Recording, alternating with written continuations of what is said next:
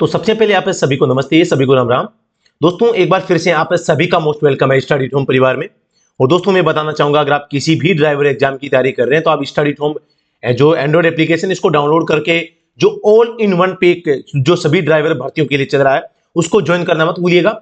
और अगर बेस्ट आपको नोट्स चाहिए ड्राइवर के तो भी आपको ऐप पे डाउनलोड करना पड़ेगा। टेस्ट सीरीज है या पुरानी भर्तियों के ड्राइवर के पेपर है, उनकी पीडीएफ है, तो ये सारी चीजें आप ले सकते हैं। फ्री के नोट्स प्राप्त करने हैं तो आप वीडियो की डिस्क्रिप्शन में जाएं, वहां पे भी बहुत सारे लिंक्स मैंने आपको अवेलेबल करा रखे हैं, तो फ्री के नोट्स भी आप ले सकते हैं।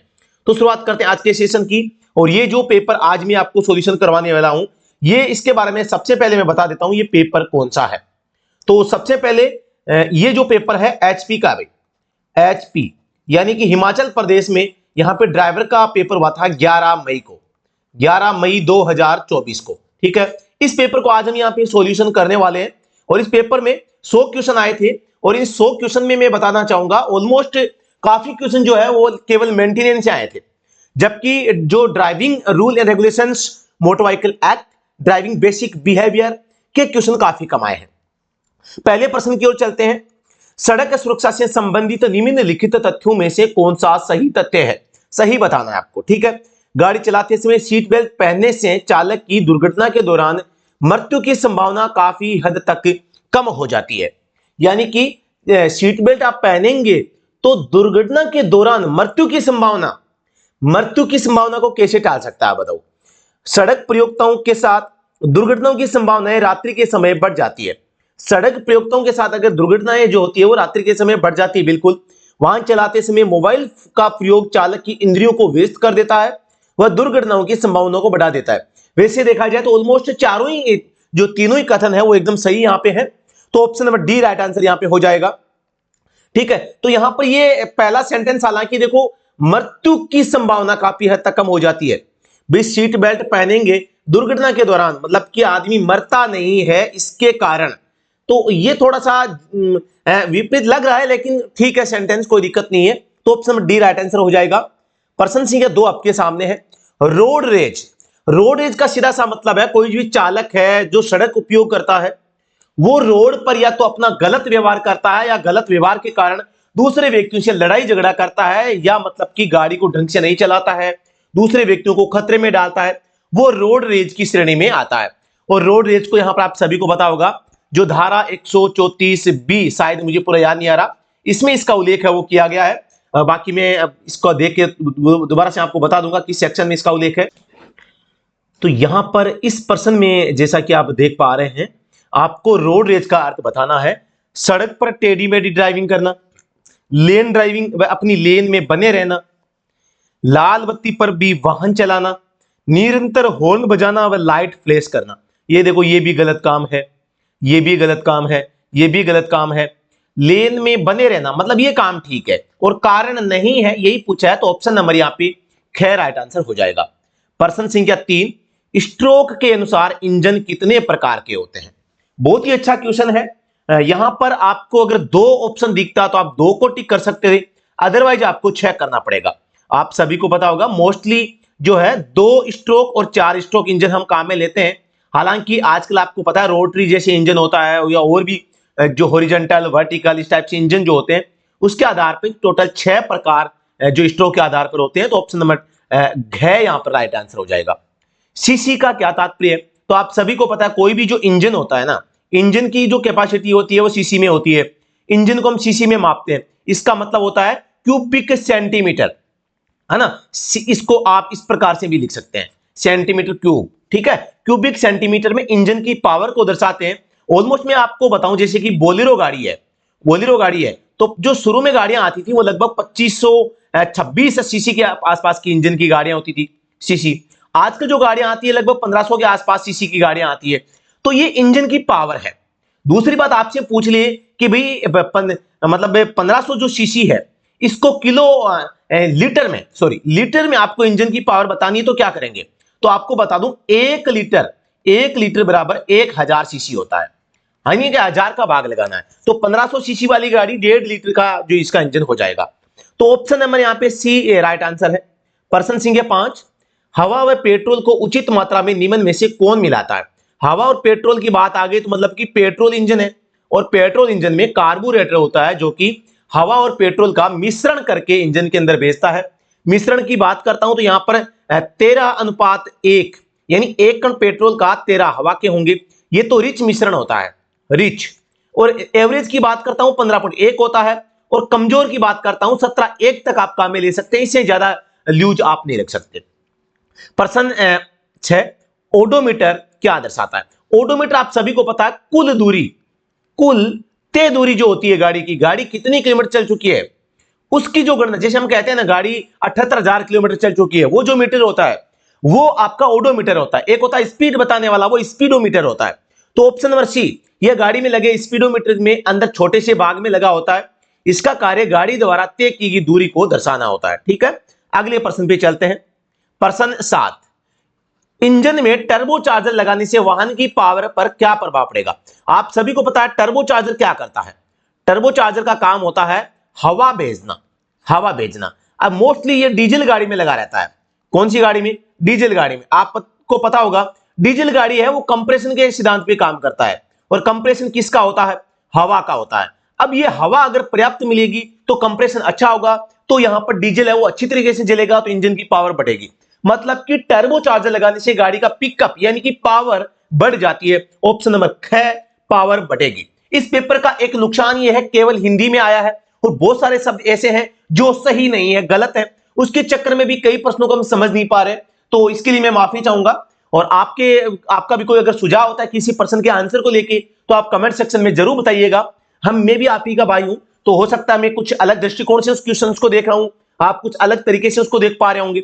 बहुत ही अच्छा पेपर है, प्रश्न में काफी डिफिकल्ट लेवल के प्रश्न यहां पे आए हैं। गर्म इंजन पर ठंडा पानी डालने से सिलेंडर हेड पर क्या प्रभाव पड़ेगा? कभी भी इंजन जब गर्म होता है तो पहली बात उसको बंद नहीं करना चाहिए, फिर उसको ठंडा करने के लिए कभी भी उसके ऊपर पानी का छिड़काव नहीं करना चाहिए, क्योंकि धातु जो है एकदम हीट हो रखी है। जैसे कि लोहे का जो इंजन आपका बना है, तो लोहे को अचानक आप पानी से ठंडा करेंगे तो वो क्रैक आ जाएगा, उसमें टूट फूट सकता है, विस्फोट हो सकता है, फट सकता है।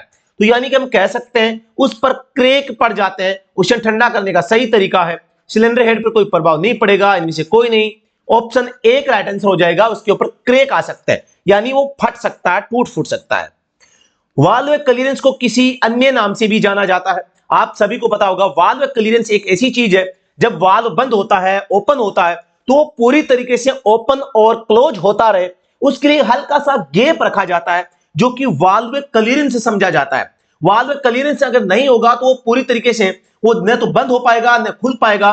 तो ये जो वाल्व क्लीयरेंस होता है, इसको हम टैफिट के नाम से जानते हैं। किसके नाम से जानते हैं? टैफिट। वाल्व लिफ्टर और टैफिट लिफ्टिंग, ये होते हैं वाल्व को खोलने बंद करने वाले पार्ट। तो टैफिट इसका राइट आंसर हो जाएगा। भाई प्रश्न संख्या 10 आपके सामने है। पिस्टन से बनाया जाता है। पिस्टन किसका बना होता है? आप सभी को विदित होगा जो पिस्टन है वो एल्यूमिनियम और कास्ट आयरन की मिश्र धातु के बने होते हैं, यानी कि आयरन और एल्यूमिनियम का, यानी एल्यूमिनियम या एलोय जो है एलोय के बने होते हैं। एलोय आप कह सकते हैं, एलोय का मतलब होता है एल्यूमिनियम और लोहे का मिश्रण, है ना। तो ऑप्शन नंबर यहां पे बी राइट आंसर हो जाएगा। एल्यूमिनियम मिश्र धातु का पिस्टन बना होता है। एल्यूमिनियम का बनाने का रीजन क्या है? क्योंकि एल्यूमिनियम थोड़ा सा एक तो हल्की धातु होती है, वेट कम होता है, और दूसरी बात उसमें जंग नहीं लगता। लंबे समय तक इसको टिकाऊ बनाए रखने के लिए एल्यूमिनियम मिश्र धातु का पिस्टन बनाया जाता है। Option number B right answer हो जाएगा। इंजन को प्रारंभ करने में पेट्रोल वायु मिश्रण खालिस्तान किए जाने की आवश्यकता होती है। ये देखो पतला शुद्ध, देखो ये भय है ना, ये भय को आप सह समझना भाई। ये पेपर बनाने वाले भी पता नहीं किस खेत की मूली हैं, क्या लिखते हैं कुछ इनको पता ही नहीं है। नॉर्मल रनिंग के समान प्रचुर मात्रा। तो यहां पर देखो जब आप गाड़ी को स्टार्ट करते हैं तो शुरू में गाड़ी तेल ज्यादा खाती है, स्टार्ट करने के लिए फ्यूल की ज्यादा आवश्यकता होती है, मतलब कि आपको रिच मिश्रण की आवश्यकता है। अभी मैंने आपको बताया था रिच होता है 13.1 वाला, या इससे कम, और जो मतलब कि कमजोर होता है वो 17.1 तक का होता है। तो आपको ये 13 या 13 से भी कम का जो मिश्रण है वो लेना पड़ेगा, मतलब कि आपको मिश्रण की प्रचुर मात्रा जिसमें पेट्रोल अधिक होगा। कभी कभी आपको पता है सर्दी के मौसम में जब मोटरसाइकिल स्टार्ट नहीं होती है, हम चोक ऑन करते हैं। चोक ऑन करने का मतलब होता है हवा को बाधित करना। हवा बाधित करेंगे तो पेट्रोल की मात्रा बढ़ जाएगी, पेट्रोल की मात्रा बढ़ेगी, मिश्रण रिच हो जाएगा, मतलब प्रचुर मात्रा पेट्रोल की हो जाएगी, गाड़ी स्टार्ट आसानी से हो जाएगी। ऑप्शन नंबर यहां पे डी राइट आंसर हो जाएगा। जो हमारे साथ हैं इन्होंने बी लगाया, मेरे हिसाब से ये से नहीं है। ठीक है। प्रश्न संख्या 12, निम्नलिखित में से कौन सा एक इनटेक प्रणाली का घटक है? इनटेक का मतलब है इंजन के अंदर जाना, इंजन के अंदर जाना, जाने वाला भाग, जाने वाले पार्ट, मतलब कि इंजन के अंदर कुछ भेजने वाले। अब इंजन के अंदर क्या भेजते हैं? या तो हम हवा भेजते हैं या फ्यूल भेजते हैं। तो इनका जो एक तो फ्यूल सप्लाई सिस्टम के पार्ट होंगे, एक हवा जाने वाले पार्ट होंगे, ये सारे के सारे क्या होंगे? इनटेक प्रणाली के पार्ट होंगे। तो साइलेंसर ये तो एग्जॉस्ट का पार्ट है, तो ये गलत हो जाएगा, ये गलत है, तो फिर ये भी गलत है, डी भी गलत है, ऑप्शन नंबर ख यानी एयर क्लीनर, जिसे हम एयर फिल्टर के नाम से जानते हैं, तो ये इसका सही जवाब हो जाएगा। आप सभी को एक ये बताना है कि आजकल की गाड़ियों में कौन सा एयर फिल्टर काम में लेता है। आपके पास में दो ऑप्शन है, ड्राई एयर क्लीनर और वेट एयर क्लीनर, दो ऑप्शन है, इनमें से आपको बताना है कि आजकल की गाड़ी में कौन सा एयर क्लीनर काम में आता है। स्पार्क प्रज्वलन इंजन होता है, आप सभी को पता होगा। स्पार्क प्रज्वलन का मतलब है, स्पार्क का मतलब एस, प्रज्वलन का मतलब है इग्निशन यानी एस आई। एक ऐसा इंजन होता है, एक सी आई इंजन होता है। सी आई का मतलब होता है कंप्रेशन इग्निशन इंजन यानी कि डीजल, ठीक है। और एसआई का मतलब होता है स्पार्क इग्निशन मतलब कि पेट्रोल। तो ये ऑप्शन नंबर एक राइट आंसर हो जाएगा कै, ठीक है ना। ये एसआई और सीआई दोनों समझ लेना भाई। अगले प्रश्न पे चलते हैं। बोलेरो वाहनों का इंजन कितने सीसी का होता है? अब ये 2024 का क्वेश्चन है, तो मैं बात करता हूं अगर लेटेस्ट गाड़ियां जो बोलेरो है वो यहां पर लगभग 1500 सीसी के आसपास की गाड़ियां आ रही है, लेकिन पुराने जो मॉडल है लगभग 2020 21 22 के वो 2500 प्लस सीसी के इंजन है। तो ऑप्शन नंबर एक राइट आंसर हो जाएगा। लीटर में पूछे तो आपको 2500 में क्या कर देना है? 1000 का भाग लगा देना है, मतलब कि 2.5 लीटर आप इसको बता सकते हैं, ठीक है ना। अब है प्रश्न नंबर 15, एलटीवी का अर्थ क्या होगा? तो एलटीवी का जो अर्थ होगा, LTV light, LIGHT light transport, transport vehicle, vehicle. तो देखो लाइट यानी हल्का, ये रहा, ये रहा, ये रहा, पर्यटन गलत हो जाएगा। और इसके अलावा जो ये है अंतरण, अंतरण का मतलब ट्रांसफर, ट्रांसफर नहीं होता भाई, ट्रांसफर यानी ये भी गलत हो जाएगा। लोडिंग ये गलत हो गया, ऑप्शन नंबर एक राइट आंसर हो जाएगा, ठीक है। तो यहां पर आपने देखा होगा काफी अच्छा क्वेश्चन यहां पे पूछा है। तो अगले प्रश्न पे हम चलते हैं। प्रश्न संख्या 16 आपके सामने है। एयर ब्रेक अधिकतर खालिस्तान के मामले में प्रयोग किया जाता है। ब्रेकों के मामले में बात करते हैं तो सबसे अच्छे ब्रेक जो होते हैं वो एयर प्रेशर ब्रेक होते हैं। भारी गाड़ियों में सॉरी, भारी गाड़ियों में इनका इस्तेमाल किया जाता है क्योंकि ये हैवी लोड को भी सहन करके गाड़ी को रोकने में सक्षम होते हैं, ज्यादा पावर होती है।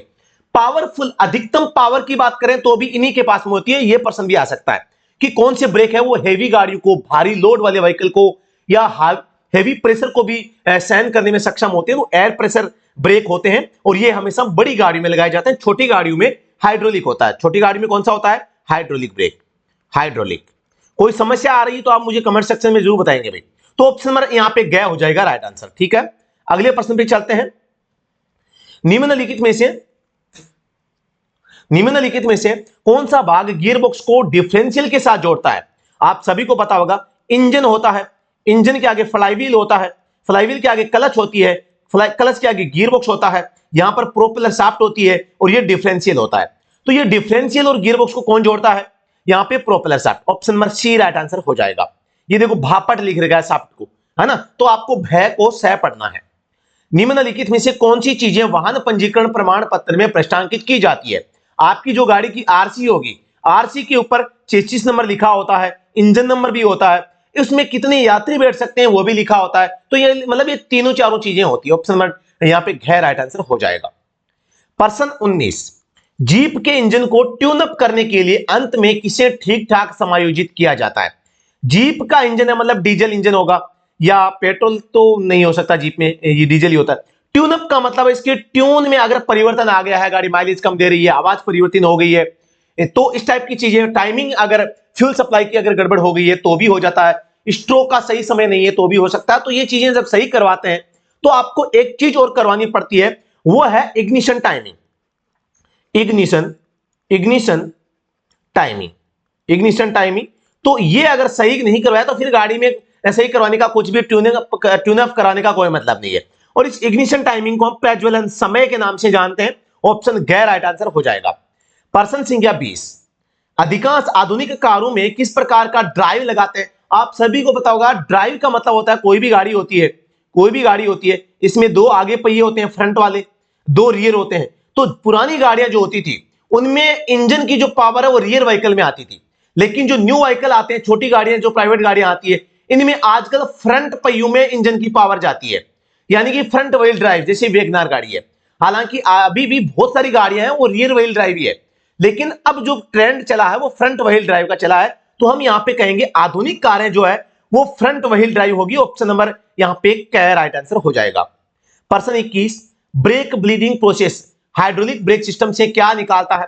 ब्रेक ब्लीडिंग, ब्लीडिंग का मतलब कुछ बाहर निकालना, ब्रेक में से बाहर निकालते हैं, कौन से में से? हाइड्रोलिक ब्रेक में से। तो हाइड्रोलिक ब्रेक में हाइड्रोलिक यानी कि ब्रेक ऑयल होगा, जो कि .3 या .4 ग्रेड का होता है। आप सभी को पता होगा, जब .3 या .4 जब ब्रेक काम नहीं करते हैं, तो इसका एक कारण यह भी होता है कि इस ब्रेक ऑयल के साथ में हवा आ जाती है, और इस अंदर में आई हुई हवा को बाहर निकालना एयर ब्लीडिंग कहलाता है। और हम इसमें हाइड्रोलिक ब्रेक में ब्लीडिंग में क्या निकालते हैं? हवा को बाहर निकालते हैं, क्योंकि हवा है वो ऑयल का प्रेशर बनने नहीं देती, इसलिए हवा को बाहर निकालना जरूरी है, और इसीलिए इसको एयर ब्लीडिंग कहा जाता है। ठीक है, ऑप्शन नंबर 1 राइट आंसर हो जाएगा। ये केवल हाइड्रोलिक ब्रेक में होता है।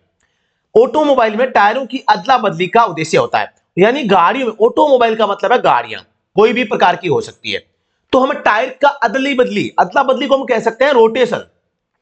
अब बता दो, ये रोटेशन समझ गए होंगे, जो कि कई गाड़ियों में 5,000 तक, कईयों में 8,000 तक, या कईयों में 10,000 किलोमीटर, ये तीनों ही बातें ठीक है। तो यहां तक रोटेशन कर लेना चाहिए।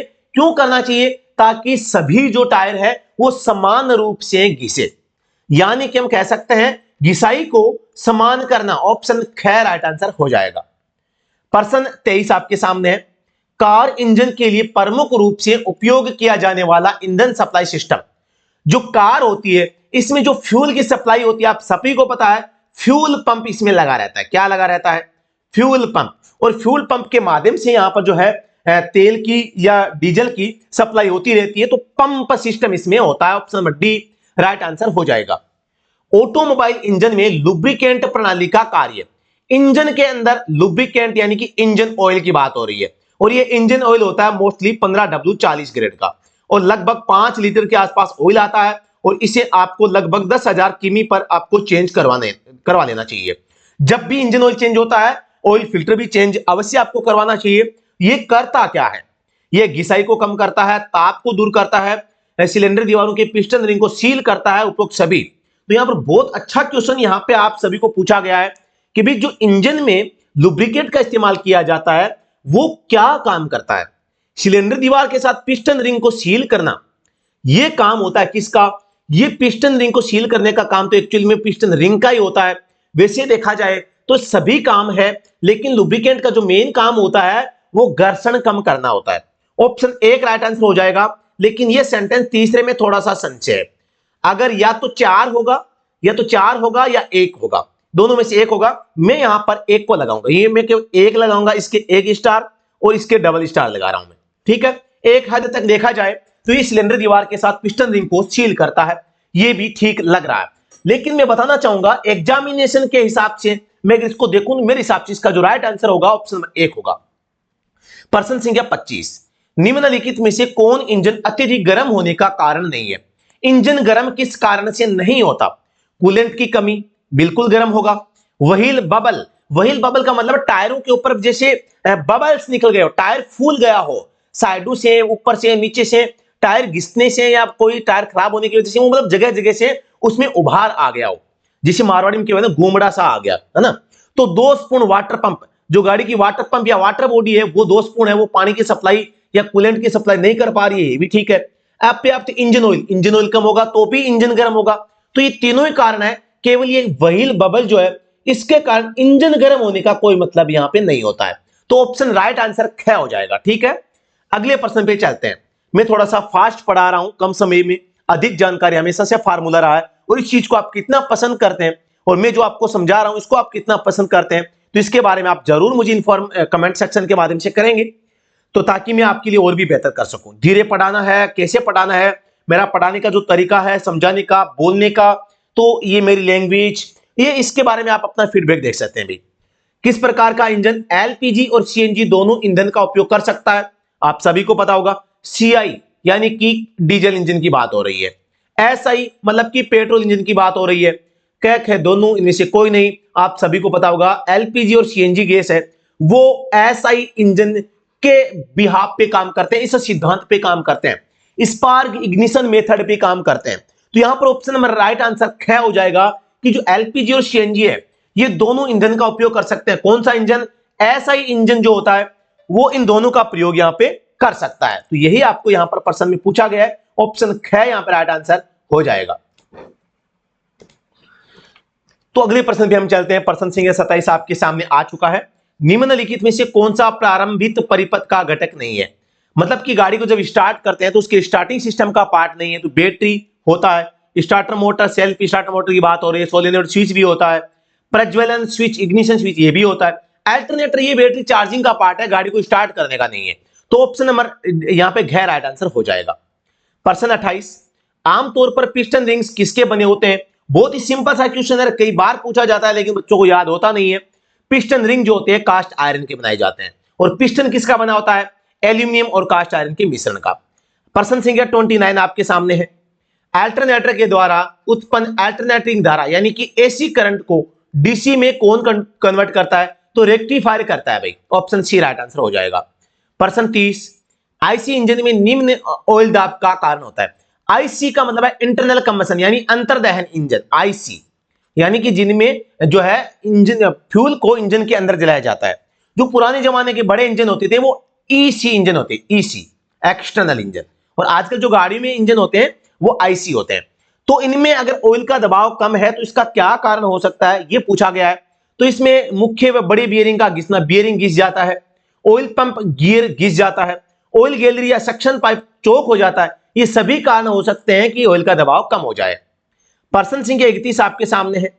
निम्नलिखित में से कौन सी ड्राइव बिना स्लिप के पावर ट्रांसमिट करने के लिए उपयोग होती है? मतलब कि स्लिप नहीं होना चाहिए, स्लिप कम से कम हो, यानी कि दो जब आपस में गियर होते हैं वो आपस में मेश होते हैं तो ये स्लिप नहीं हो, इसके लिए किसका प्रयोग किया जाता है? तो इसके लिए यहां पर गियर का प्रयोग किया जाता है, इसलिए गियर का प्रयोग करते हैं, है ना। बाकी सारी चीजें यहां पे जो है स्लिप हो सकती है, गियर स्लिप नहीं होते क्योंकि इनके दांते आपस में एक दूसरे में एंटर हो जाते हैं। चार पहिए चालन 4 व्हील ड्राइव में गियर बॉक्स की संख्या कितनी होती है? आप सभी को पता होगा, चाहे 4 व्हील हो चाहे 2 व्हीलर हो, गियर एक ही होता है। गियर क्या होता है? एक ही होता है। यहां पे पूछे डिफरेंशियल का, डिफरेंशियल का पूछे तो यहां पे आप कह सकते हैं दो होते हैं क्योंकि एक आगे वाले में एक पीछे वाले में। लेकिन फिर आप कहोगे भी हम कभी जो 2 व्हील ड्राइव में कभी 4x4 में कन्वर्ट करते हैं तो वो क्या होता है? वो केवल एक प्रकार का गियर के साइड में डिफरेंशियल के साथ में पावर को इंगेज और डिसंगेज करने का होता है, न कि गियर बॉक्स।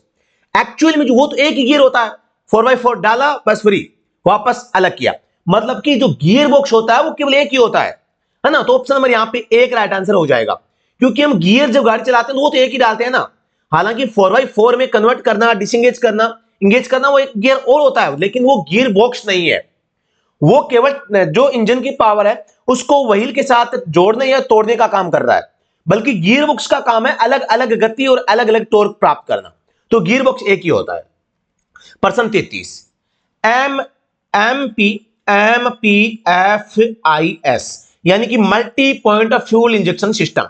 तो ऑप्शन हो जाएगा multi point fuel injection system. Option number घ राइट आंसर हो जाएगा। ये गाड़ियों में आजकल जो सिस्टम आता है ना उसकी यहां पर बात हो रही है। ठीक है, तो अगले प्रश्न पे चलते हैं। VIN का पूर्ण रूप क्या है? ये हो जाएगा vehicle identification number. Vehicle identification number ये होते हैं। ऑप्शन नंबर ख राइट आंसर हो जाएगा। प्रश्न संख्या 35, सबसे अधिक परिशुद्ध पेट्रोल इंजेक्शन प्रणाली क्या होती है? सिंगल बिंदु प्रणाली, कई बिंदु प्रणाली, प्रत्यक्ष इंजेक्शन प्रणाली, पोर्ट इंजेक्शन प्रणाली। तो सबसे अधिक परिशुद्ध जो होता है वो होता है पोर्ट। पोर्ट इंजेक्शन जो सिस्टम होता है वो सबसे ज्यादा परिशुद्ध पेट्रोल इंजेक्शन सिस्टम है। यानी इंजन के अंदर पेट्रोल की सप्लाई करने को लेकर जो सिद्धांत होते हैं वो कौन सा सिद्धांत अच्छा है? तो पोर्ट इंजेक्शन जो सिद्धांत है वो सबसे बेस्ट है। ऑप्शन नंबर यहां पे डी राइट आंसर हो जाएगा। ये आप सभी को पता होगा, पोर्ट होता है 2 स्ट्रोक इंजन में। 2 स्ट्रोक जो इंजन होगा उसमें पोर्ट होते हैं, 4 स्ट्रोक इंजन में यहां पे वाल्व होते हैं। ठीक है, 2 स्ट्रोक में पोर्ट और 4 स्ट्रोक में वाल। ये फर्क ये आपको याद रखना है। रात को वाहन की हेडलाइट किस बीम में जलानी चाहिए? हमेशा हाई बीम, गलत हो जाएगा। बंद करना जैसे मर्जी, गलत। ज्यादातर आपको लो बीम का ही प्रयोग करना चाहिए आपको, ठीक है। अगले प्रश्न पे चलते हैं। निजी वाहन का पंजीकरण प्रमाण पत्र कितने समय के लिए वैध होता है? प्राइवेट जो गाड़ियां होती है इनका जो आरसी होता है वो कितने समय के लिए? 15 साल के लिए दिया जाता है।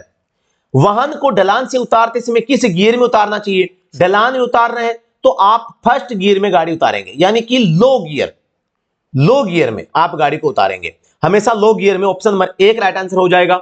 अगले प्रश्न पे चलते हैं। यहां पे प्रश्न 39, एक एरो आ रहा, एक एरो जा रहा, गोल आकृति काट दिया गया, मतलब कि दोनों दिशाओं में वाहन का प्रवेश निषेध है। Option number C right answer हो जाएगा। अगर वाहन के रेडिएटर में पानी न हो तो क्या होगा? इंजन गर्म होगा, इंजन जाम होगा, उपरोक्त तय रखा, दोनों इनमें से कोई नहीं। जाम यानी कि सीज होना, सीज भी हो सकता है, गर्म भी हो सकता है, दोनों कारण हो सकते हैं। Option number C right answer हो जाएगा। प्रश्न 41, दो छोटे छोटे नन्हे मुन्ने बच्चे हैं, त्रिभुज में है, मतलब कि ये आगे स्कूल है, आगे। Option number C right answer हो जाएगा। 42 नंबर प्रश्न, एक एरो जा रहा है, एक एरो ऐसे आगे जा रहा है और इसको काट दिया गया, मतलब कि ओवरटेक करना मना है। Option number C right answer हो जाएगा। अगला प्रश्न आपके सामने आ चुका है। निम्नलिखित में से कौन सा कारक टायर को केंद्र से अधिक घिसेगा? केंद्र की बात आए तो ज्यादा हवा, और किनारों की बात आ जाए, किनारे तो हवा कम, ठीक है। ये दो चीजें आपको याद रखना है।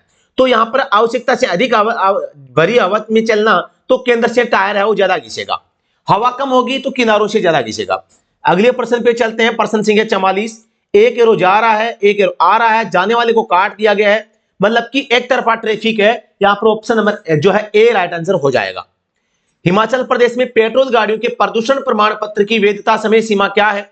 वो हिमाचल हो चाहे राजस्थान हो, कोई दिक्कत नहीं है। यहाँ पे पेट्रोल हो चाहे डीजल हो, लेकिन नई गाड़ी का यहाँ पे जो पीयूसी होता है वो 1 साल के लिए, 1 वर्ष 1 ईयर के लिए दिया जाता है, ठीक है। तो ऑप्शन नंबर यहाँ पे घ हो जाएगा।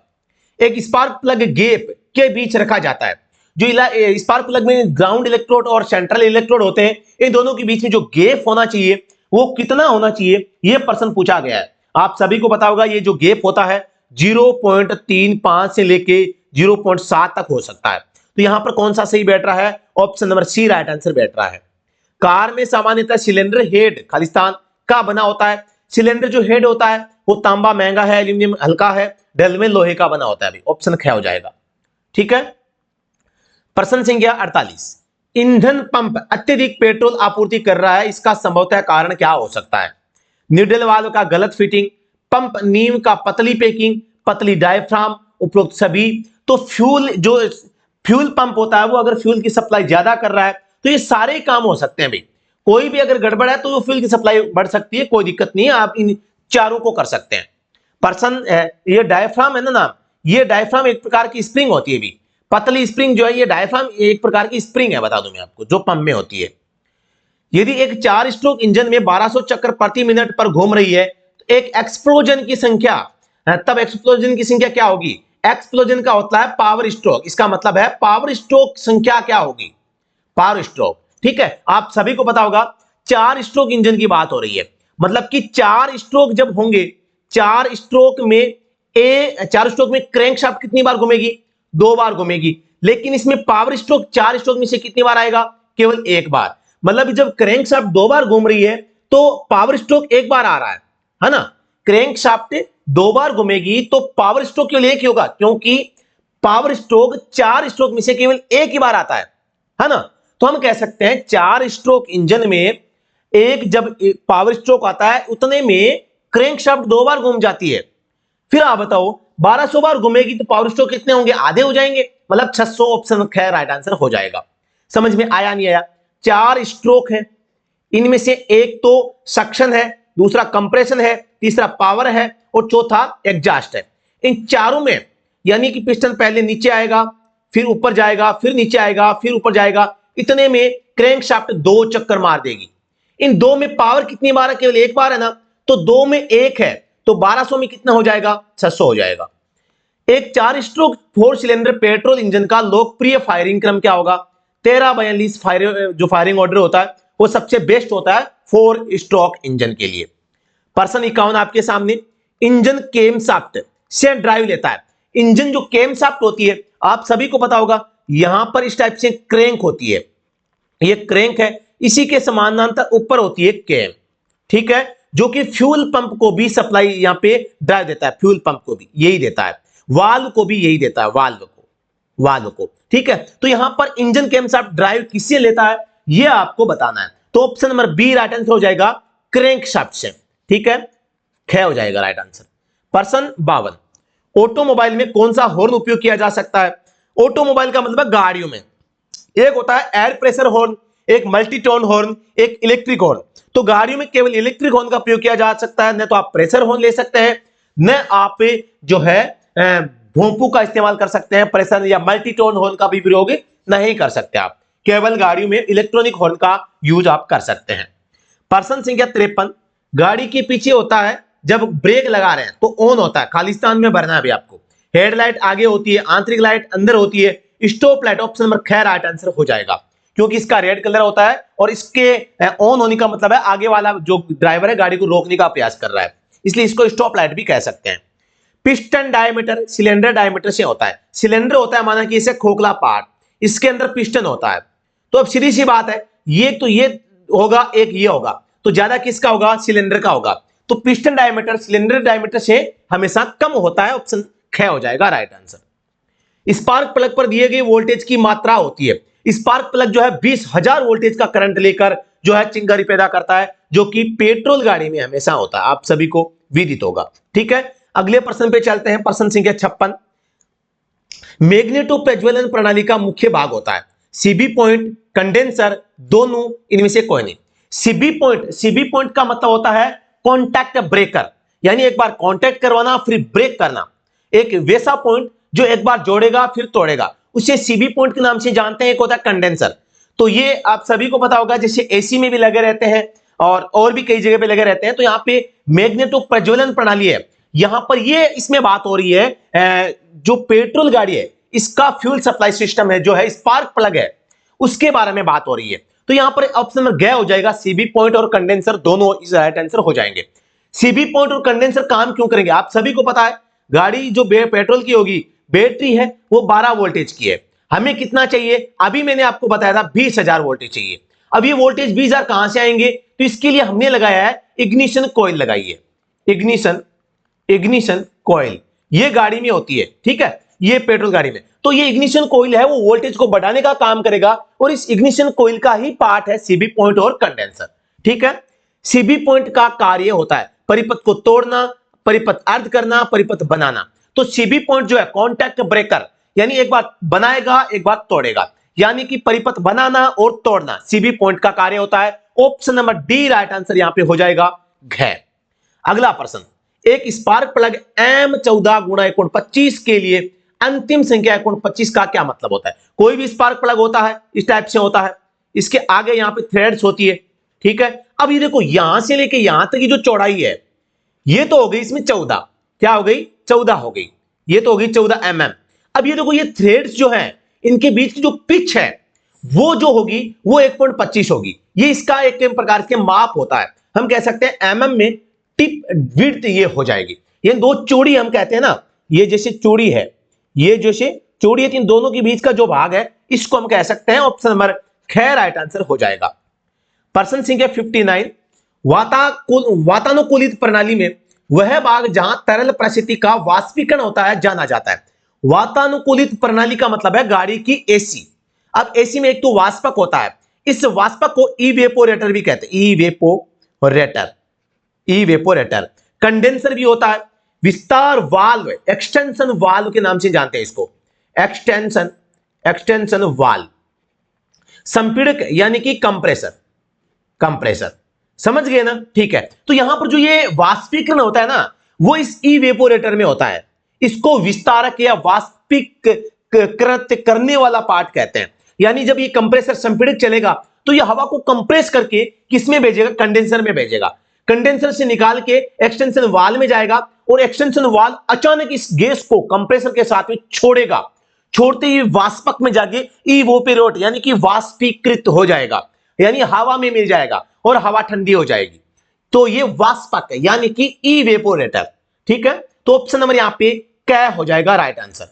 इंजन धीरे धीरे घूमता है परंतु स्टार्ट नहीं होता, इसका संभावित कारण क्या हो सकता है? धीरे धीरे घूम रहा है मतलब कि फ्यूल सप्लाई धीमी हो रही है, या दोषपूर्ण फ्यूल सप्लाई सिस्टम, या गाड़ी की बैटरी डिस्चार्ज है, दोनों ही कारण हो सकते हैं भाई। जब ईंधन मीटर कोई संकेत नहीं देता है तो क्या कारण हो सकता है? ईंधन मीटर अगर कोई संकेत कुछ भी नहीं दे पा रहा है तो इसका कारण क्या हो सकता है? फ्यूल अगर मीटर कोई इंडिकेशन नहीं दे रहा तो इसका मतलब है कोई कहीं ना कहीं से जो है परिपथ खुला है, उसके पास में करंट नहीं आ रहा है, उसको प्रॉपर सप्लाई नहीं मिल पा रही है, तो खुला परिपथ, ओपन सर्किट इसका राइट आंसर हो जाएगा। प्रश्न संख्या 62, एक डीजल इंजन में निम्नलिखित में से कौन सा केम शाफ्ट ड्राइव लेता है? केम शाफ्ट, अभी मैंने आपको पहले ही बताया था कि एक होती है क्रैंक शाफ्ट, इसके समानांतर ऊपर लगी होती है केम, ये तो केम और ये क्रैंक, ये क्रैंक ही इंजन शाफ्ट होती है, आपको पता होगा। और ये यहां पर फ्यूल पंप भी चलाता है, ये जो केम है ना ये चलाती है फ्यूल पंप को। तो FI फ्यूल इंजेक्शन पंप जो है ये केम शाफ्ट ड्राइव लेता है, इसका मतलब ऑप्शन नंबर यहां पे खैर राइट आंसर हो जाएगा। आग न पकड़ने का संभावित कारण? सीबी पॉइंट गैप बढ़ना, कंडेंसर बर्न आउट होना, दोनों कै और खे दोनों। यहां पर देखो कंडेंसर की बात आ गई है, ठीक है, और सीबी पॉइंट की बात आ गई है, मतलब की बात हो रही है स्पार्क प्लग की।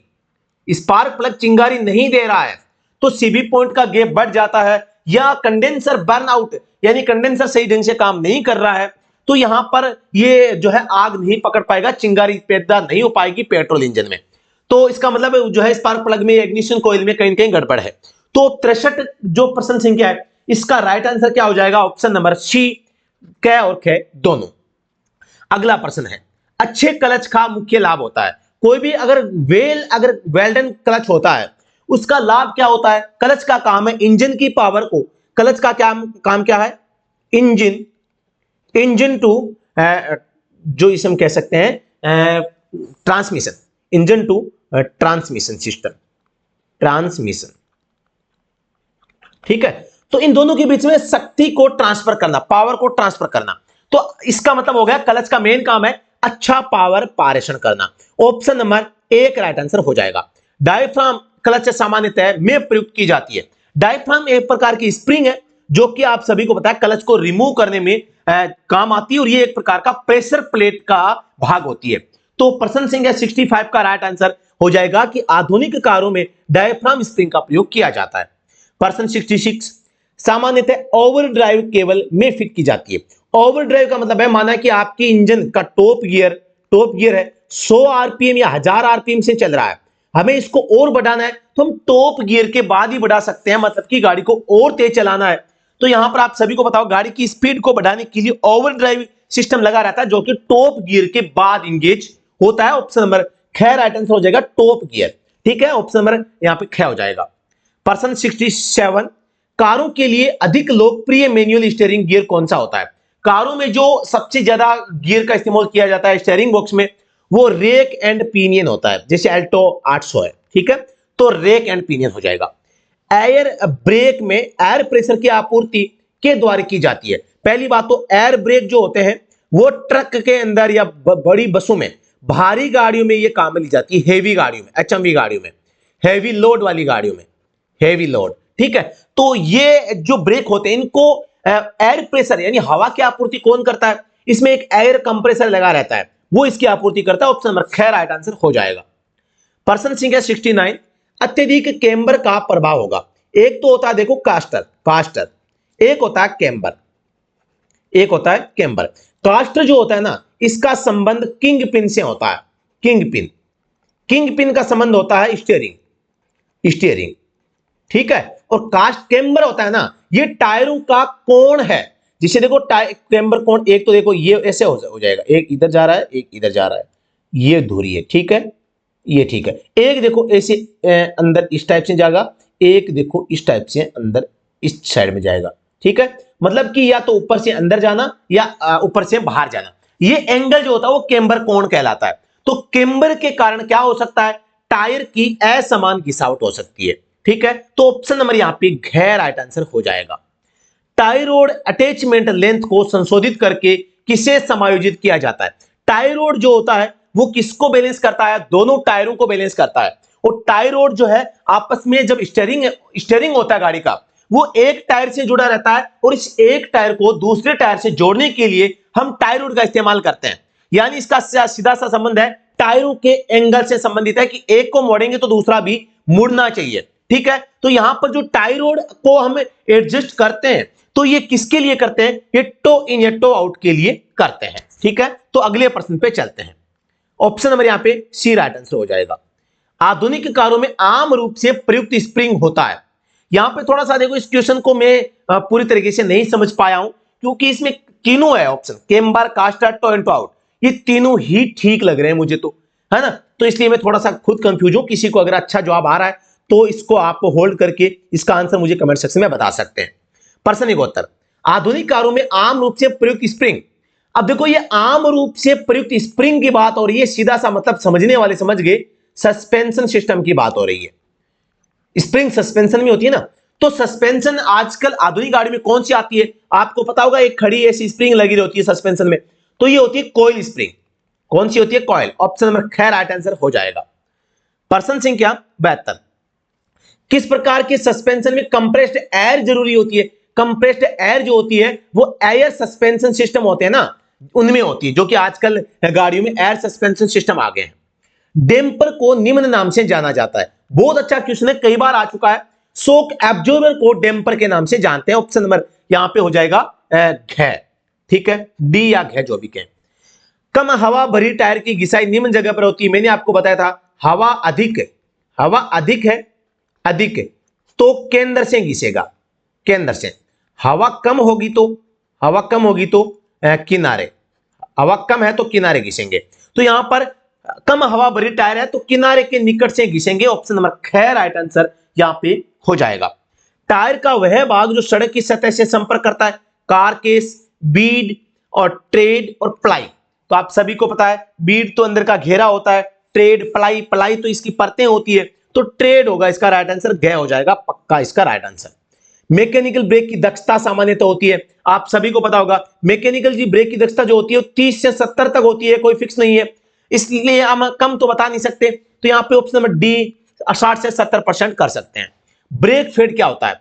ब्रेक फेड होता है एक्चुअली में ब्रेक के काम नहीं करना, ब्रेक की पावर कम हो जाना, ब्रेक की इफिशियंसी कम हो जाना, दक्षता कम हो जाना। ब्रेक को हम आप लगाते हैं, ब्रेक लगना नहीं। और ये किसके कारण होता है? जब या तो ब्रेक शूज घिस चुके हैं, या ब्रेक ऑयल खत्म हो चुका होता है, या आप मेन जो कारण होता है ब्रेक फेड समस्या, वो एक ऐसी समस्या है कि आपके ब्रेक की एडजस्टमेंट ठीक नहीं है, लगातार ब्रेक शूज जो है व्हील ड्रम या डिस्क के साथ रगड़ खा रहे हैं, जिसकी वजह से वो गर्म हो जाते हैं और ओवरहीट होने के कारण वो फ्रिक्शन नहीं कर पाते हैं। फ्रिक्शन नहीं कर पाएंगे तो ब्रेक लगेंगे नहीं, जो कि ब्रेक फेड कहलाता है। यानी कि ब्रेक का प्रभाव कम हो जाना, आपस में ब्रेक ड्रम या ब्रेक डिस्क के साथ में ब्रेक शूज का फ्रिक्शन नहीं हो पाना, यानी कि घर्षण गुणांक की हानि। ऑप्शन गैर राइट आंसर हो जाएगा। प्रश्न संख्या 78, anti lock braking system ABS का कार्य होता है। पहली बात तो व्हील को लॉक होने से बचाता है, मेन व्हील लॉक होता है। इसके अलावा जब आप गाड़ी रोकते हैं तो गाड़ी को रोकने की ब्रेकिंग डिस्टेंस उसको कम करता है, गाड़ी को फिसलने से रोकता है, गाड़ी को मोड़ते समय भी ब्रेक लगाने को यह करता है, ब्रेकों को आसानी से लगता है ना, तो ब्रेक अप्लाई आसानी से हो जाते हैं और व्हील लॉक नहीं होते। मेन बड़ी बात यह होती है, जिन गाड़ियों में एबीएस नहीं होता उन गाड़ियों में ब्रेक को पंप करके लगाना होता है, जिन गाड़ियों में एबीएस होता है उन गाड़ियों में ब्रेक आप सिंगल प्रेस के साथ में आप ब्रेक को अप्लाई कर सकते हैं। यह भी प्रश्न कई बार आ चुका है। तो यह ब्रेक के दौरान पहियों के लॉक होने से रोककर डीसीए नियंत्रण को बनाए रखता है। Option number C right answer हो जाएगा। प्रश्न 79, यदि हाइड्रोलिक ब्रेक दबाने पर स्पोजी महसूस कर रहा है तो यह इंगित करता है। अब स्पोजी का मतलब है कि वो ऐसा महसूस कर रहा है जैसे कि कुछ खालीपन है, ब्रेक जो है प्रॉपर वे में काम नहीं कर पा रहे हैं। तो ऐसी कंडीशन में क्या होता है, सिस्टम में हवा है, ब्रेक में हवा आ जाती है, तो ऐसा हो सकता है। प्रश्न 80 है, और ये हालांकि मैं देखो इसमें आपको बता दूं, ये थोड़ा सा इस प्रश्न का जो लैंग्वेज समझ में नहीं आ रही कि ये ब्रेक दबाने पे स्पोजी महसूस कर रहा है, ये स्पोजी क्या है, पता नहीं स्पोजी क्या है। मैं तो इस लैंग्वेज को समझ नहीं पाया हूं, और जिस हिसाब से मैंने समझा उस हिसाब से मैंने आपको आंसर बता दिया है। ऑफिशियल आंसर की आ जाएगी, उसमें मिलान कर लेंगे, जरूर आपको मैं शेयर कर दूंगा। ठीक है, फाइनल आंसर के आने के बाद इस पेपर के आंसर आप जरूर देख लेना भाई एक बार। पहियों के असंतुलन के कारण निम्न समस्या हो सकती है। क्या? स्टीयरिंग व्हील कंपन करेगा, खराब त्वरण यानी स्पीड, फ्यूल दक्षता में कमी, सड़क पर शोर होना। तो सबसे मेन काम जो होगा, पहिए अगर बैलेंस नहीं है तो आपका स्टीयरिंग है वो कंपन करेगा, गाड़ी को आप सीधा नहीं चला पाएंगे। ठीक है, तो ये मेन प्रभाव पड़ेगा। नए पेट्रोल चालित प्राइवेट वाहनों के लिए आरंभिक फिटनेस प्रमाण पत्र, प्राइवेट चालित जो व्हीकल होते हैं, आरसी जो होती है वो भी 15 साल के लिए होती है, फिटनेस जो होता है वो भी 15 साल के लिए होता है। ठीक है, तो ये आपको ध्यान रखना है। ऑप्शन नंबर ख राइट आंसर हो जाएगा। प्रश्न 82, किस सड़क संकेत का उल्लंघन करना कानूनन अपराध है? आप सभी को पता हुआ सड़क संकेत 3 प्रकार के होते हैं, अनिवार्य संकेत, सूचनात्मक संकेत और चेतावनीपूर्ण संकेत। तो पालन करना जरूरी कौन से का होता है? अनिवार्य यानी कि कंपल्सरी या मैंडेटरी जो साइन होते हैं इनका आपको पालन करना चाहिए, अन्यथा जुर्माना लग सकता है। और वो भी कौन सा? धारा 177 ए के तहत धारा 118 का उल्लंघन, 500 से 1000 का जुर्माना लग सकता है। ठीक है, अगले प्रश्न पे चलते हैं। MPFIS दोबारा नाम आ गया, बता दूं इसी पेपर में दोबारा से क्वेश्चन आ चुका है, ये सेम पेपर में दोबारा से रिपीट हुआ है प्रश्न। तो इसका हो जाएगा multi point fuel injection system, option number D right answer हो जाएगा। ठीक है, अगले प्रश्न पे चलते हैं। मोटर व्हीकल अमेंडमेंट एक्ट 2019 के तहत अगर कोई व्यक्ति पहली बार शराब पीकर गाड़ी चलाता है या ड्राइविंग करते हुए पकड़ा जाता है तो क्या होगा? धारा 185, शराब पीकर गाड़ी चलाना, दारू पीकर या बोतल चूस के, प्रथम बार में 10,000 का जुर्माना है, 6 मंथ इंप्रिजनमेंट है, दूसरी बार में 15,000 जुर्माना, 2 वर्ष का कारावास यहां पे हो सकता है। ठीक है, तो ऑप्शन नंबर ग राइट आंसर हो जाएगा। अगला प्रश्न, मोटर व्हीकल अमेंडमेंट एक्ट 2019 के तहत सीट बेल्ट को पहने बिना, सीट बेल्ट आप सभी को पता होगा, यहां पर मोटर व्हीकल एक्ट के तहत सीट बेल्ट का जुर्माना 1000 रुपए यहां पे रखा गया है। अगले प्रश्न पे चलते हैं। कार के डैशबोर्ड पर लगा टेम्परेचर मीटर किसका तापमान बताता है? डैशबोर्ड में जो टेम्परेचर मीटर होता है वो इंजन का टेम्परेचर बताता है भाई, तो इंजन के अंदर का ऑप्शन ग राइट आंसर हो जाएगा। क्या motor vehicle act 1988 Jammu Kashmir में भी लागू होता है? बिल्कुल, जो मोटर व्हीकल एक्ट 1988 है वो पूरे भारत में लागू होता है, ऑप्शन ग यहां पर राइट आंसर हो जाएगा। हमारे देश में वाहन पर हरे रंग की नंबर प्लेट क्या दर्शाती है? ग्रीन प्लेट होगी, ग्रीन, इसका मतलब होगा कि वो व्हीकल क्या है? इलेक्ट्रिक व्हीकल है, इलेक्ट्रिक। ठीक है, ऑप्शन डी राइट आंसर हो जाएगा। सीआरडीआई क्या है? ये भी दिल्ली पुलिस कांस्टेबल ड्राइवर 2022 का पेपर 10 अक्टूबर 2022 को हुआ था, उसमें आया था। सीआरडीआई का मतलब डीआईडी, डायरेक्ट इंजेक्शन, मतलब डीजल गाड़ी है भाई, पहली बात तो सीआरडीआई डीजल गाड़ी में होती है। सीआरडीआई का मतलब है कॉमन रेल डायरेक्ट इंजेक्शन, ये एक प्रकार का फ्यूल सप्लाई सिस्टम का पार्ट है जो कि लगभग 2015 के बाद में बोलेरो गाड़ियां होती है उनमें आता है। ठीक है, उनमें एक पाइप सी लगी रहती है, फ्यूल पंप से एक पाइप निकलता है जो सीआरडीआई में जाता है, सीआरडीआई से 4 पाइप निकल के इंजन में जाते हैं। जिन गाड़ियों में सीआरडीआई नहीं होता उनमें फ्यूल पंप से चारों के चारों पाइप निकल के सीधे इंजन में जाते हैं, और सीआरडीआई वालों में इंजन और फ्यूल पंप के बीच में एक पाइप सी लगी रहती है। प्रश्न संख्या 90, डीजल व्हीकल के लिए यूरो नॉर्म्स क्या है?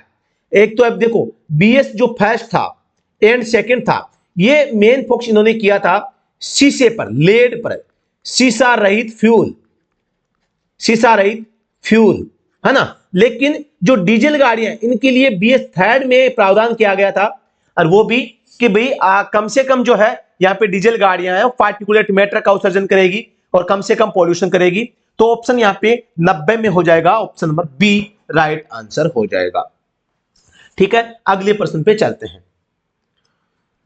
प्रश्न संख्या, आप सभी को पता होगा ये बीएस जो है ना, ये एक प्रकार का पॉल्यूशन जो है मार्क्स है। पॉल्यूशन का मतलब है भारत स्टेज, और इसका संबंध प्रदूषण मानक से है, और ये निर्धारित करता है कि आपका जो व्हीकल है कितना पॉल्यूशन कर सकता है। और इसकी जो शुरुआत है सन 2000 में भारत में यूरो की तर्ज पर, यूरो फर्स्ट की तर्ज पर यहाँ पे इसकी शुरुआत भारत में की गई थी। स्टार गियर का प्रयोग कहां होता है? आप सभी को पता होगा गियर बॉक्स होता है, क्लच होती है, डिफरेंशियल है, सभी इनमें से डिफरेंशियल में स्टार टाइप का जो गियर बॉक्स काम में लिया जाता है, जो कि दोनों साइड में पावर को ट्रांसमिट करने में काम आता है। कंप्रेशन रेशो किसका अधिक होता है? आप सभी को पता है जो डीजल इंजन होता है वो सीआई यानी कंप्रेशन इग्निशन इंजन के मेथड पे काम करता है, तो ये डीजल इंजन का कंप्रेशन रेशियो ज्यादा होता है। ऑप्शन नंबर 1 राइट आंसर हो जाएगा। मोटर वाहन का अस्थायी पंजीकरण निम्न में से किस अनुभाग में किया जाता है? तो अस्थायी मतलब कि टीआरसी जो बनाते हैं वो धारा 43 के तहत बनाते हैं, वैलिडिटी 1 मंथ की होती है, और रिन्यू इसे करवाया नहीं जा सकता, रिन्यू नहीं करवाया जा सकता। ठीक है, नंबर प्लेट कैसी होती है? नंबर प्लेट मैं बता देता हूं, ये होती है मतलब कि येलो पर रेड। ठीक है, ये आपको याद रखना। तो ऑप्शन नंबर 1 राइट आंसर हो जाएगा। प्रश्न 94, साधारणतया एम्बुलेंस की गति क्या होनी चाहिए? अब देखो सामान्यतया पूछी है, स्पेशल पोजीशन नहीं है, तो यहाँ पे 40 से 60 की स्पीड जो है एक एवरेज स्पीड होती है, चाहे कोई सा भी व्हीकल हो। तो एम्बुलेंस की स्पीड ये होती है कितनी? 40 से 60। मोटर व्हीकल एक्ट के तहत बगैर पंजीकरण स्थानांतरण के दूसरे राज्य में कितने समय तक यात्री वाहन को चलाया जा सकता है? यानी आप राजस्थान राज्य के रजिस्टर्ड व्हीकल को एमपी में ले जाना चाहते हैं, दिल्ली में ले जाना चाहते हैं, तो पंजीकरण को बिना ट्रांसफर की कितने दिनों तक आप काम में ले सकते हैं? तो यहाँ पे धारा 47 आप सभी को पता होगा, अदर स्टेट ट्रांसफर को कहती है। तो इसके लिए 12 मंथ की वैलिडिटी दी गई है कि आप 12 महीने तक बिना आरसी चेंज करवाए आप गाड़ी को काम में ले सकते हैं। तो ये आपको ध्यान रखना है, ऑप्शन नंबर है 12 महीने। भारत सीरीज की नंबर प्लेट के पंजीकरण के लिए कौन आवेदन कर सकता है? तो जैसे कोई प्राइवेट कंपनी जो हो या प्राइवेट फर्म हो, एनजीओ हो, जिनके भारत में 4 या 4 से अधिक राज्यों में ऑफिस है, केंद्र सरकार के कर्मचारी, राज्य सरकार के कर्मचारी, ये सभी इसका प्रयोग कर सकते हैं भारत सीरीज नंबर प्लेट का। इसमें आप अपने व्हीकल को भारत में कहीं पर भी काम में ले सकते हैं। और यहां पर ऑप्शन नंबर 1 और 2 दोनों सी हो जाएंगे, यानी कि सी हो जाएगा राइट आंसर। व्हीकल का मालिकाना हक ओनरशिप ट्रांसफर का मामला यहां पे आया है, तो किस धारा के तहत होता है? धारा 50 जो है मोटर व्हीकल एक्ट का, उसके तहत हम आप अपनी गाड़ी का जो मालिकाना हक है उसको ट्रांसफर कर सकते हैं, फॉर्म 29 और 30 भरकर। प्रश्न संख्या 98 आपके सामने आ गया है। एक 4 स्ट्रोक 6 सिलेंडर इंजन में, एक 4 स्ट्रोक 6 सिलेंडर इंजन में लोकप्रिय प्रज्वलन क्रम क्या होना चाहिए? फायरिंग ऑर्डर क्या होना चाहिए? बहुत ही अच्छा क्वेश्चन है और डिफिकल्ट भी है। 15, 36, 24 ऑप्शन नंबर 1 राइट आंसर हो जाएगा। नए टायर किन पहियों में लगाने चाहिए? आपके पास में पुराने टायर भी है, नए टायर भी है, लेकिन आपको बता दूं, जब आप गाड़ी चला रहे हैं, वजन गाड़ी में होता है, अचानक आप ब्रेक लगाते हैं, तो जो ब्रेक के कारण जो वजन होगा, वो कुल वजन का 70% वजन जो है वो आगे वाले पहियों पे आ जाता है। इसका मतलब आगे वाले पहिए अगर कमजोर होंगे तो फूट जाएंगे। तो आपको आगे के पहिए हमेशा टिक टॉप और नए वाले रखने चाहिए। पीछे पुराने टायर चल सकते हैं, तो नए टायर कहां होंगे? आगे होंगे। ऑटोमोबाइल में गियर बॉक्स का उद्देश्य क्या होता है? आपको देखो यहां पर गियर बॉक्स जो होता है गाड़ी में, वो एक तो स्पीड हमें अलग अलग स्पीड देता है, एक अलग अलग टॉर्क देता है, लेकिन दोनों आ जाए तो आपको टॉर्क को बताना है कि हम इंजन की पावर को कम या ज्यादा करने के लिए यहां पर गियर बॉक्स का इस्तेमाल करते हैं। गियर टॉर्क और स्पीड में से आपको टॉर्क को प्राथमिकता देनी है। अगर दोनों को सेलेक्ट करने का ऑप्शन हो तो दोनों ही चीजें होती है। तो यहां पर हो जाएगा टॉर्क में भिन्नता। टॉर्क का मतलब है इंजन की पावर में बदलाव करना। ठीक है, तो ऑप्शन नंबर 6 राइट आंसर हो जाएगा। और इस प्रकार से हमने आज की इस क्लास में टोटल 100 क्वेश्चन किए हैं और काफी फास्टली मैंने ये करवाने का प्रयास किया है। कम से कम समय में आपको अधिक जानकारी देने का हमेशा से मेरा फार्मूला रहा है और मैं हमेशा से छात्र कम समय में ज्यादा जो क्वेश्चंस हैं उनको समझाने का खुद का एडवर्टाइजमेंट में शुरू में या लास्ट में कर देता हूं, कोई समस्या नहीं है। जैसा कि मैं आज अभी भी कर सकता हूं और आप सभी को विदित भी होगा कि हम स्टडी एट होम जो एंड्रॉइड एप्लीकेशन है, वहां पे भारत में होने वाली सभी ड्राइवर भर्तियों के लिए ऑल इंडिया ड्राइवर एग्जाम 2024 नाम से ऑल इन वन पैक है। आपसे किसी भी ड्राइवर एग्जाम की तैयारी कर रहे हैं, बहुत ही काम का एक ऑनलाइन कोर्स चल रहा है, या आप स्टडी होम ऐप के ऊपर ज्वाइन कर सकते हैं। साथ ही दोस्तों बताना चाहूंगा, इस कोर्स में आपको ड्राइवर एग्जाम के लिए बेस्ट 1000 पीवाईक्यूज मिलते हैं। बहुत ही शानदार क्वेश्चन है। आपका से कोई सा भी एग्जाम होगा उसमें लगभग 95% सवाल आपको इस पीडीएफ से मिल जाएगा। इस पीडीएफ के साथ में आपको दोस्तों यहाँ पे इस पीडीएफ का वीडियो सॉल्यूशन भी मिलता है, यानी कि हर प्रश्न को आपको वीडियो के माध्यम से भी समझाया गया है। तो आप ये बुक जरूर परचेज कर सकते हैं। साथ ही दोस्तों बताना चाहूंगा, अभी उत्तराखंड ड्राइवर भर्ती परीक्षा 2024 के लिए भी यहाँ पे हमारा ऑनलाइन कोर्स स्टार्ट हो चुका है। बिल्कुल आप सभी को पता होगा 50 से 52 दिन मात्र यहाँ पे शेष बचे हैं, तो आप बिल्कुल ये कोर्स भी ज्वाइन कर सकते हैं। बहुत ही बेहतरीन कोर्स है और लिमिटेड प्राइस है, एकदम बहुत छोटा सा शुल्क हम आज से लेते हैं, 400 रुपए मात्र लेते हैं, जिसमें आपको मॉक टेस्ट आपको मिलेंगे, आप घर बैठे फुल टेस्ट आप दे पाएंगे, ई बुक नोट्स वगैरह जो प्रिंट है वो करवा पाएंगे, और वीडियो क्लासेज उनके पीडीएफ नोट्स वो भी आप प्राप्त कर पाएंगे, पुरानी भर्तियों के पेपर नोट्स होंगे, सब कुछ कंटेंट आपको इस कोर्स में आपको मिलने वाला है। जो भी साथी तैयारी कर रहे हैं, लिमिटेड टाइम ऑफर है, जल्दी इस कोर्स की प्राइस बढ़ने वाली है, तो आप ये जो है कोर्स ज्वाइन कर सकते हैं। ज्वाइन कैसे करना है, आपको सबसे पहले study at home Android application को डाउनलोड करना है। डाउनलोड करके इसके ऊपर आप जाके ज्वाइन कर सकते हैं। कोई भी क्वेरी हो दिए गए नंबर पर संपर्क कर सकते हैं। जी हाँ दोस्तों, आज का सेशन कैसा लगा इसके बारे में आप अपना फीडबैक जरूर भेजिएगा, और अगर पसंद आया तो लाइक और शेयर करना मत भूलिएगा। जी हाँ दोस्तों, थैंक यू। वंदे मातरम। भारत माता की जय। साथियों।